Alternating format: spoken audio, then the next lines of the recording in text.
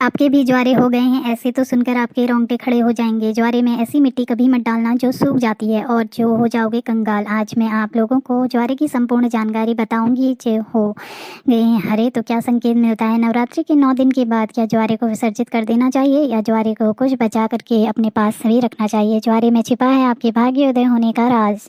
आखिर ज्वारे में क्या डालना चाहिए और ज्वारा क्यों सूख जाता है। क्या ज्वारे का पत्ता खाने से धन संपदा प्राप्त होती है, सुख प्राप्त होता है। नवरात्रों में ज्वारे क्यों उगाते हैं, जानकारी संपूर्ण आज इस वीडियो में देने वाले हैं। नवरात्रि में ज्वारे के बिना माँ दुर्गा की पूजा अधूरी मानी जाती है और इसकी एक पौराणिक कथा भी है। सारी जानकारी इस वीडियो में आज मैं आप लोगों को विस्तार से बताऊंगी, इसलिए मैं बोल रही हूँ कि इस वीडियो को ध्यान से देखना। अगर आपके मन में कोई डाउट है, कोई सवाल है या फिर नवरात्रि संबंधी कोई आप जो है हमसे सजेशन लेना चाहते हैं तो बिल्कुल भी आप कमेंट बॉक्स में पूछ सकते हैं। और हाँ, कमेंट बॉक्स में अपनी राशि भी ज़रूर छोड़ दीजिएगा। यदि हमारे पास कोई उपाय होगा तो वह आकर हम आपके कमेंट का रिप्लाई में देंगे ताकि आपको लाभ प्राप्त हो सके।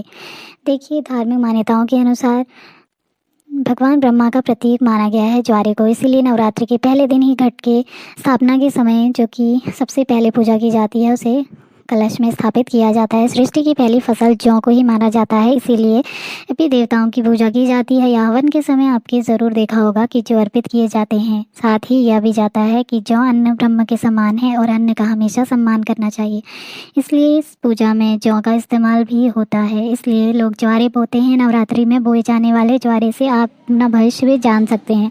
कैसे जान सकते हैं, इस वीडियो में आप लोगों को सारी जानकारी विस्तार से बताऊंगी। अगर आपने अपने घर में ज्वारे बो करके नहीं रखे हैं तो कोई बात नहीं, इस वीडियो को ध्यान से ज़रूर देखें। आपको किसी न किसी माध्यम से ज्वारे विसर्जित करते समय ज्वारे आपको प्राप्त हो जाएंगे। इससे आप अपनी बंद किस्मत की ताले खोल सकते हैं। दोस्तों, वीडियो ध्यान से देखना। और हाँ, अगर आपको हमारी वीडियो में बताई गई जानकारी अच्छी लगेगी, वीडियो पसंद आएगी तो वीडियो को लाइक कर चैनल को सब्सक्राइब ज़रूर करना और कमेंट बॉक्स में जय माता दी ज़रूर लिखना। जो भक्त सच्चे दिल से कमेंट बॉक्स में जय माता दी लिखेगा तो माता रानी का उसको प्यार मिल जाता है। दोस्तों, हमारे धर्मशास्त्र कहते हैं कि नवरात्रि में बोए जाने वाले ज्वारे झाँक सकते हैं, अर्थात आप अपने भविष्य को देख सकते हैं। कैसे देख सकते हैं, अंकुरित जौ का रंग नीचे से आधा पीला और ऊपर से आधा हरा हो तो इसका मतलब यह होता है कि आप वाला आने वाला साल आधा समय ठीक रहेगा और आधा समय आपका खराब चलेगा। यदि आधा हरा है और ऊपर से आधा पीला है तो इसका मतलब है कि आपका शुरुआती समय ठीक बीतेगा, लेकिन बाद में आपको परेशानी का सामना करना पड़ सकता है। आपको घबराना नहीं है, इससे हम आपको छुटकारा पाने का तरीका भी बताएंगे, इसलिए अंत तक वीडियो देखें क्योंकि अधूरा ज्ञान हमेशा लटकती तलवार की तरह होता है। दोस्तों, इसी के साथ ही जो सफ़ेद या हरे रंग में उग रहे हैं तो यह अत्यंत शुभ संकेत है। अगर ऐसा है तो मान लीजिए कि आपकी पूजा सफल हो गई है और आने वाले समय में खुशियों के दरवाजे आपके खुल जाएंगे। जो अगर सूखी और पीली होकर के झड़ने लगे तो इसे अशुभ संकेत माना जाता है। ऐसे में आप जो है माँ दुर्गा से अपने कष्टों की और परेशानी को दूर करने के लिए प्रार्थना कर सकते हैं या फिर नव दुर्गा का बीज मंत्र का 108 बार हवन करके आहुति दे सकते हैं। इससे आपको अत्यंत लाभ मिलेगा और माता रानी से प्रार्थना कर सकते हैं। कहते हैं नवरात्र में बोई गई जौ आग जितनी बढ़ती है उतनी ही माता रानी की कृपा बरसती है। इससे व्यक्ति के घर में सुख समृद्धि भी बनी रहती है। मान्यता है कि यदि जौ के अंकुर 2 से 3 दिन में आते हैं तो ये बेहद शुभ माना जाता है। नवरात्रि समाप्त होने तक जौ ना उगे तो ये अच्छा नहीं माना जाता है। हालांकि कई बार ऐसा भी होता है कि यदि आपने उचित तरीके से नहीं बोया है तो जौ नहीं उगती है। इसीलिए ध्यान रखें कि जौ को अच्छे से बोएं। वैसे तो अलग अलग घरों में जौ बोने का तरीका भी अलग अलग होता है। कुछ लोग बालू को एक जगह पर इकट्ठा करके उसमें बीज बो देते हैं, जबकि कुछ लोग अलग से मिट्टी के बर्तन में बालू या मिट्टी डालकर जौ बोते हैं। अगर आप चाहते हैं कि अच्छे से उगे तो मिट्टी के बर्तन में बालू डालें, फिर उसमें जौ के दाने डाल दीजिए। शारदीय नवरात्रि हो या फिर चैत्र नवरात्रि या फिर गुप्त नवरात्रि, जिस घर में यदि ज्वारे नहीं बोए जाते हैं वहाँ पर परेशानी अपनी जगह बना लेती है। भूत प्रेत का वास हो जाता है, डेरा भूतों का आ जाता है, गरीबी का वास हो जाता है। शास्त्रों के अनुसार माना जाता है कि माता दुर्गा उस घर के में वास नहीं करती और वहीं सेवा स्वीकार करती है और उसी का व्रत पूर्ण करती है जिस घर में ज्वारे हुए जाते हैं। यदि ज्वारे हरे भरे हैं तो घर में खुशियों का आगमन अवश्य होता है।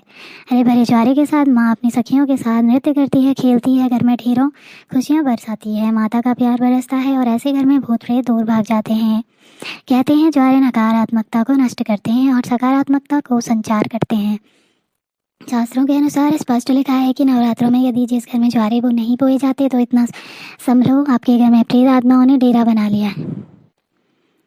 घर से यदि भूत प्रेत को भगाना है तो ज्वारे नवरात्रों में अवश्य माता बड़ी प्रसन्न होती हैं, खुश होती हैं। माँ जो होते हैं आप इसे 9 दिन कन्या पूजन की कन्याओं को भोग स्वरूप उसको वितरित करें।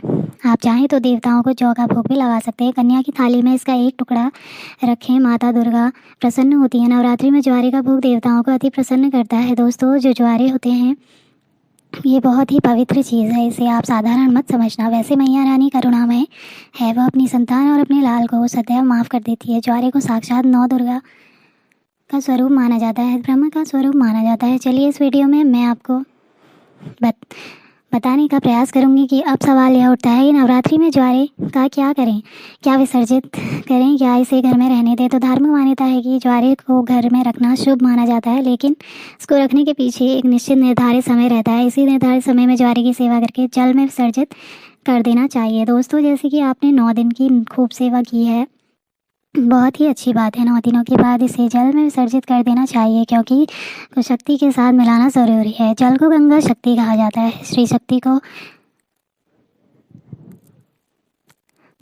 हम जब जल शक्ति गंगा शक्ति को भेंट करते हैं तो यह गंगा शक्ति में जाकर के मिल जाती है। मैं आपको एक छोटे से उदाहरण से समझाने की कोशिश करूंगी। जिस प्रकार जो हमारा शरीर होता है ये पंच तत्वों में मिल जाता है, उसी प्रकार ज्वारा भी पूर्ण प्रकार शक्ति के साथ अपने अष्टभुजा 9 दुर्गा में रूप स्वरूप में शक्ति मिल जाता है। तो दोस्तों, ज्वारा 9 दिन अखंड जोत जलने के कारण ध्यान से सुनना, ज्वारे के आसपास में 9 दिन अखंड जोत जलाने के कारण माँ दुर्गा के समीप में ये रखने से कारण बिल्कुल ही यह शक्ति स्वरूप में जागृत हो जाते हैं। ऐसे ज्वारे लोगों की दुख तकलीफ परेशानी इन सबको चुटकियों में समाप्त कर देते हैं। तो आइए इस वीडियो में जानते हैं कि ज्वारे से किस प्रकार हम अपनी फूटी किस्मत को दूर कर सकते हैं, अपने दुर्भाग्य को सौभाग्य में बदल सकते हैं और सभी प्रकार की आपकी जो दबी हुई इच्छा है आप पूरी कर सकते हैं। आज की वीडियो आपने मिस कर दी तो सारी ज़िंदगी आप गरीब रह जाएंगे, क्योंकि ज्वारे से आप अपनी गरीबी को, अपने कष्ट को, अपनी परेशानी को, अपने दुख को, अपनी तकलीफ़ को, या आपके घर में परिवार में किसी को दुख तकलीफ़ है, लंबे समय से बीमार हैं, आप उन्हें स्वस्थ करा सकते हैं। तो आइए इस वीडियो में जानते हैं वास्तव में हमें जो ज्वारे का क्या करना चाहिए। तो ज्वारे विसर्जित करते समय कुछ ज्वारे साफ़ पानी से धो करके हमें अपने साथ में ले आने चाहिए, क्योंकि इसे लाना चाहिए क्योंकि इसे श्री शक्ति का प्रतीक माना जाता है। श्री शक्ति अर्थात इसे लक्ष्मी का प्रतीक माना जाता है। ज्वारे को हमेशा धन स्थान है, व्यापार स्थान है या फिर कारोबार स्थान है बड़ा ज़रूर रखना चाहिए। इससे धन में बढ़ोतरी होती है, कारोबार में उन्नति होती है। और अगर आपकी दुकान ठीक से नहीं चल पा रही है, कारोबार में बढ़ोतरी नहीं हो पा रही है या फिर धंधा पानी अच्छे से नहीं चल पा रहा है, तो निरंतर आपको नुकसान हो रहा है, तो बिल्कुल ही ज्वारे की कुछ पत्तियाँ आप अपने व्यापार स्थान में, धन स्थान में ज़रूर रखिए। आपके धन में बढ़ोतरी होगी, कारोबार में तरक्की होगी और आप जो भी बिज़नेस करें उसमें आपको लाभ मिलेगा। ऐसा भी माना जाता है कि ज्वारे को पीले वस्त्र या लाल वस्त्र लपेटकर ऊपर से मौली धागा बांधकर पैसों के स्थान पर रखा जाए, तो इससे भी पैसों की कभी कमी नहीं होती है, क्योंकि ये श्री शक्ति के स्वरूप में आ जाता है।